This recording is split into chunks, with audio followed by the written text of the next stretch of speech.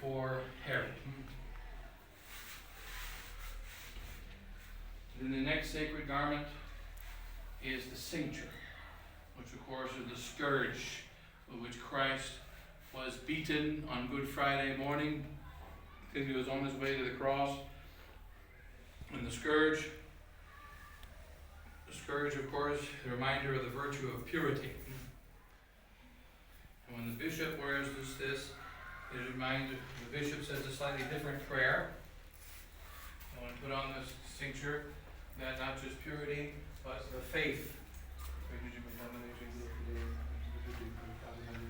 But guard me, O Lord, with the cincture of faith, and the virtue of chastity may be about my loins, and extinguish all the humour of lust, and keep me a total chastity.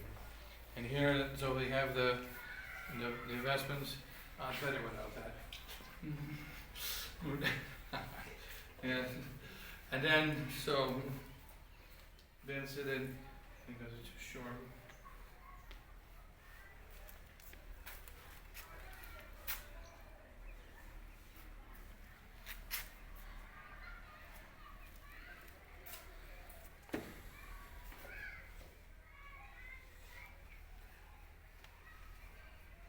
And also the next vestment the priest normally wears is the maniple. They also took this away at Vatican II.